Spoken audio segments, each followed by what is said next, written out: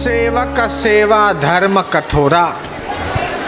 बोलते हैं कि जो योगियों को सुख मिलता है वही का वही सुख सेवकों को सेवा करने से मिलता है। जयराम जी की बोलना पड़ेगा।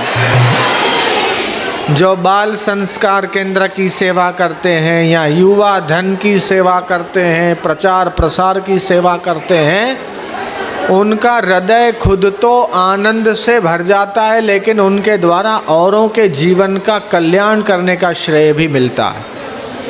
तो ये गुरु का द्वार, आश्रम, ये केवल एक व्यक्ति का या किसी एक सोसाइटी का या किसी एक समाज का नहीं, अपितु मानव मात्र का है। गुरु भक्तों के खुल गए भाग जब गुरु सेवा मिले। सेवा करी थी राजा हरिश्चंद्र ने, दे दिया राज और ताज। सेवा में पुत्र पर आरा चला दिया वो मोर ध्वज महाराज। सेवा करी थी मीराबाई ने, लोक लाज दीनी उतार। तो भगवान और गुरुदेव ऐसे सेवाधारियों को, ऐसे सेवकों को खूब बल प्रदान करे जो समाज और संत के बीच सेतु बनने का काम करते हैं।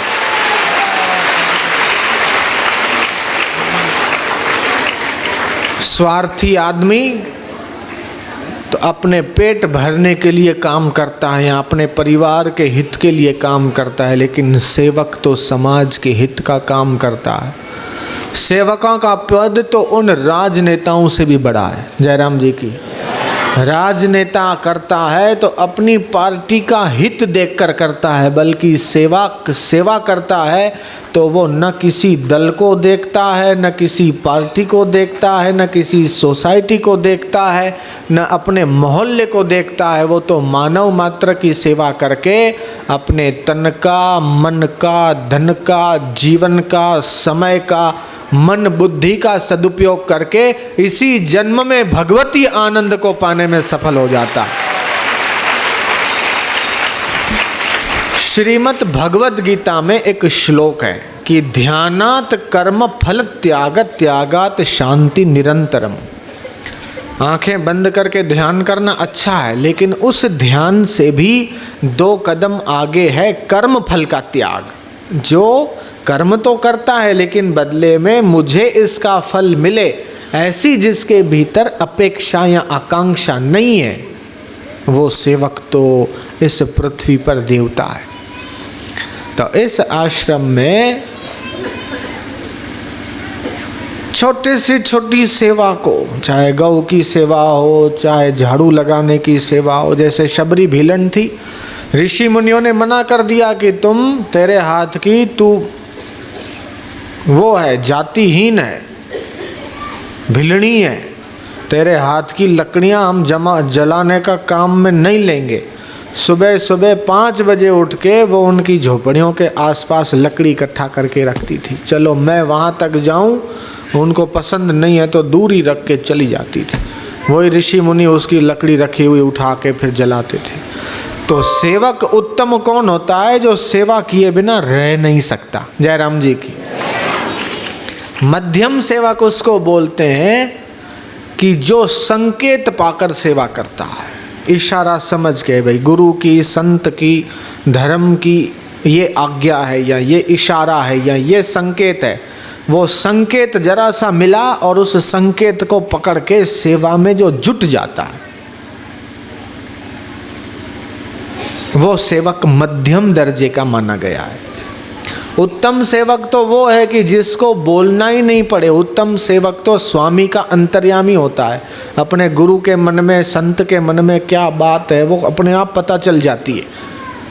पतिव्रता पत्नी को जैसे पता चल जाता है कि मेरे पति को इस समय भूख लगी है, इस समय प्यास लगी है, बिना मांगे वो भोजन और पानी हाजिर कर देती। ऐसे कभी कभी हमारे साथ भी ऐसी घटना घटी कि मुझे एकदम ऐसा मन में हुआ कि इस समय बापू को खूब प्यास लगी है और पानी का करमंडल यूं जाके रखा, मंगाया नहीं और मैं जाके रखा। बापू ने कहा अभी मैं पानी मंगवाने वाला था और तू पानी लाया। ऐसे ही एक ऐसी कई ऐसी घटनाएं होती रहती है कि मैं वो कुछ करता हूँ और फिर बापू का जी का फ़ोन आता है कि तुम ये करो, तो मैं कहता हूँ बापू जी वो तो मैंने कर दिया। बोले अच्छा कर दिया, मैं वही तेरे को बोलने वाला था। तो जो जिस सेवक की, जिस भक्त की भगवान के साथ एकाकारता होती है, एक लिंक होती है, एक वृत्ति होती है, उसको बोलने की ज़रूरत कम पड़ती है। वो संकेत पाकर, इशारा पाकर वो सेवा ढूंढ लेता है और वो संपन्न कर लेता है, पता ही नहीं चलता। वो उत्तम सेवक, मध्यम सेवक संकेत पाकर करते हैं। जो तीसरे नंबर के होते हैं, थर्ड नंबर के, उनको बोलना पड़ता है कि तुम ये काम कर दो, ये सेवा का काम कर दो, लोगों का हित होगा, मंगल होगा, कल्याण होगा।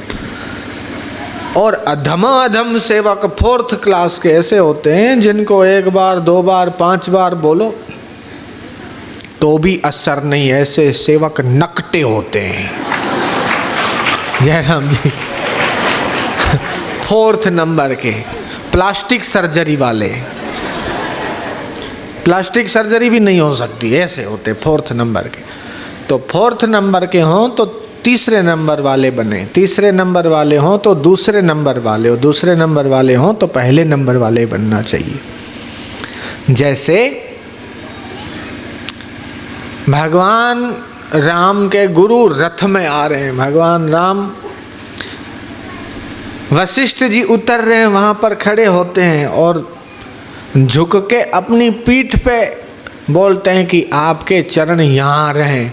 वो ऐसे बैठ जाते जैसे सीढ़ी होती है। बोले आप पीठ के ऊपर पैर रख के फिर जाइए। वशिष्ठ जी बोलते अरे तुम रघुकुल के भूषण हो, आप इस तरह सो गए एकदम ऐसे होके कहते हो कि मेरे पीठ पे चरण रख के फिर आप धरती पे पैर रखो। तुम्हारा जन्म तो लोगों के उद्धार के लिए हुआ है, धर्म की रक्षा के लिए हुआ है। गौ ब्राह्मण हिताय च। भगवान और भगवान के प्यारे संतों का अवतार कैसे होता है, क्यों होता है? गौ ब्राह्मण हिताय च। गौ का, ब्राह्मणों का हित करने के लिए भगवान प्रकट होते हैं। धर्म संस्थापनार्थाय संभवामि युगे युगे। तो आप ऐसा क्यों करते हो? बोले गुरुदेव आप मेरे शरीर के ऊपर अपना चरण रखेंगे तो ये पूरा शरीर धन्य धन्य हो जाएगा। ऐसा भाग्य कहाँ जो आपके चरण मेरे शरीर पे आए। कैसी राम जी की अपनी गुरु में, अपने सतगुरु में निष्ठा है। तो राम जी भी उनका आदर करते और वशिष्ठ जी उनका बहुत आदर करते कि तुम्हारे जैसे वक्ता, तुम्हारे जैसे श्रोता मिलना दुर्लभ है और हमारे जैसे वक्ता मिलना दुर्लभ है। हम संसार सागर को पार कराने में समर्थ हैं राम जी, और तुम संसार सागर से पार होने की युक्ति हमारे द्वारा सीख के संसार सागर पार कर जाओ, इसमें क्यों देरी करते हो? ऐसा करके योग वशिष्ठ महारामायण नाम का ग्रंथ बना, बहुत अच्छा है। मुमुक्षु प्रकरण, वैराग्य प्रकरण, उपशम प्रकरण, उत्पत्ति प्रकरण, उसमें ये लिखा है कि ये संसार की उत्पत्ति कैसे हुई, सबसे पहले कैसे उत्पन्न हुआ, इस धरती से पहले क्या था, लोक और लोकांतर कितने हैं, भुवन कितने हैं, और ये जो थलचर, नभचर, जलचर, इन जीवों की उत्पत्ति कैसे हुई, इन सब का वर्णन आता है। और लोक और लोकांतरों में कैसी कैसी सृष्टियां हैं उसका वर्णन आता है। आप पढ़ोगे तो हैरान हो जाओगे। एक बद्रीनाथ में 36 साल, गंगोत्री में, बद्रीनाथ में नहीं, गंगोत्री में एक संत रहते हैं, बहुत ऊंचे दर्जे के। मेरा जन्म भी नहीं हुआ था उससे पहले का बापू का उनका परिचय। फिर 25-28 साल हो गए उनका बापूजी से मेल जोल नहीं हुआ। फिर इस बार मैं गंगोत्री गया था तो ढूंढते ढूंढते ढूंढते मैं अचानक वहाँ पहुँच गया और फिर ने बापूजी के बारे में बताया। बोले हाँ वो तो 30-32 साल पहले यहाँ आए थे। तो वहाँ बापू उस समय साधक अवस्था में थे तो जाते थे न, तो उनको पता चल गया। तो बापूजी के साथ जितने लोग थे उनको पहले ही पता चल गया कि इतने लोग आ रहे हैं, उन्होंने पहले ही भोजन वगैरह बना के तैयार रखा था। तो संत को पहचान लेते, जान लेते उन्होंने। फिर मैंने बापूजी से बात करी तो बोले अभी तक वो जिंदे हैं। मैंने कहा हाँ बापू अभी तक वो जिंदे हैं। बोले बहुत। फिर मैं वापस आया, बापू ने फिर मुझे भेजा गंगोत्री में, जाओ और फिर से जाकर उनके साथ रह के आओ। फिर मैं दोबारा गया। इंग्लिश में एकदम माहिर हैं, उन्होंने पूरा योग वशिष्ठ का इंग्लिश में ट्रांसलेशन किया है। तो उनको ऐसे ऐसे अनुभव और ऐसे ऐसे दृश्य दिखाई देते हैं। वो बोलते हैं कि साइंटिस्ट लोग फॉरेन के जो बोलते हैं कि एक ब्लैक होल है, अखबारों आदि में भी ये बात आई होगी शायद, एक ब्लैक होल है जो इस भूमंडल में घूमता रहता है। उस ब्लैक होल के नज़दीक अगर कोई ग्रह या कोई नक्षत्र या कोई तारा या कोई पृथ्वी भी अगर उसके नज़दीक जाए तो पूरी की पूरी पृथ्वी उसमें ओझल होके अदृश्य हो जाती। ऐसा एक ब्लैक होल है। तो जिसको आज के साइंटिस्ट ब्लैक होल बोलते हैं, उसी को हमारे योग वशिष्ठ में आकाश गंगा के नाम से कहा गया कि वो आकाश गंगा ऐसी है कि उसमें न जाने कितना कितना भरा पड़ा है। तो ये जो रहस्य है हमारे शास्त्रों में इतना भरा पड़ा है जो फॉरेन के साइंटिस्टों को अभी पता ही नहीं चला है। 20% या 30% पता चला है, तो 70-80% तो अभी पता चलना बाकी है। वो वाली खोज हमारे ऋषियों ने पहले से करके रखी, लेकिन हम उसका लाभ नहीं लेते, कदर नहीं करते। और फिर वहाँ से बात आती है, अखबारों में छपती है, कोई रिसर्च करता है। अब देखो 1700 वर्ष के संत अभी जिंदे, अगर वो वहाँ पर होते तो कितना हंगामा हो जाता पूरे विश्व भर में। विदेशों में अगर कोई ऐसा व्यक्ति होता कि जिसकी उम्र 1700 साल की होती तो पूरे देश विदेश में कितना हंगामा मच जाता। यहाँ है तो कोई है नहीं। तो ऐसे ही साधना की, एकांत की हम लोगों को कद्र नहीं है जितनी होनी चाहिए। मौन अनुष्ठान की हम कीमत नहीं समझते हैं, इसलिए जो लाभ मिलना चाहिए वो नहीं मिलता है। देवी में, देवता में, गुरु में, इष्ट में, यहाँ भगवान में श्रद्धा हो रखे। भगवान कृष्ण भी गीता में कहते हैं कि जिस व्यक्ति की जिसमें श्रद्धा है उसकी श्रद्धा को मैं उसी देवी देवता में पुष्ट कर देता हूँ, मैं उसकी श्रद्धा को हटाता नहीं हूँ। तो भगवान कृष्ण भी जब किसी की श्रद्धा को हटाते नहीं हैं तो हम क्यों हटाएंगे। इसलिए बापूजी ने आज तक किसी सत्संग में, प्रवचन में मत नहीं कहा कि भाई आप सबको मानना छोड़ दो, केवल मुझे ही मानो। ऐसा बापूजी ने कभी नहीं कहा। जो जिसको मानता है, जहाँ पर बोरिंग हो रही हो वहाँ पर और गहरे जाएंगे तो पानी मिलेगा। 10 फीट 15 फीट गए, फिर हटा के और 25 फीट गए, तो ऐसे तो कई बोरिंग हो जाएगी, पानी नहीं मिलेगा। एक ही जगह गहरा जाएंगे तो मिलेगा। तो ऐसे ही जहाँ जो साधना पद्धति ठीक लगे, वैदिक धर्म के अनुसार, शास्त्रोचित ढंग से के अनुसार आप उपासना करिए। आपको देखो बहुत लाभ होगा, बहुत उन्नति होगी। और सेवकों को सेवा में और आगे आना चाहिए। कितना हमने कर लिया वो नहीं देखना चाहिए, हम और आगे कितना कर सकते हैं इस बात पर ध्यान देना चाहिए। हमने कितना काम निपटा लिया, कितना काम फिनिश हो गया आश्रम का, ये नहीं देखना चाहिए और कितना बाकी है। यहाँ से झालावाड़ जाते हैं तो कितना झालावाड़ बाकी है वो देखते हैं, कितना कोटा छोड़ के आए वो नहीं देखते हैं। जय राम जी की।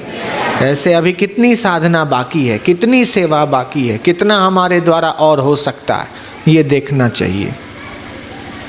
भोग भोगने में बहुत हो गया ऐसा भाव होना चाहिए, और योग साधना करने में अभी कुछ भी नहीं हुआ, अभी तो थोड़ा ही हुआ है, ऐसी भावना रखनी चाहिए। तो इससे मनुष्य का कल्याण होता है, हित होता है। ओम शांति शांति शांति।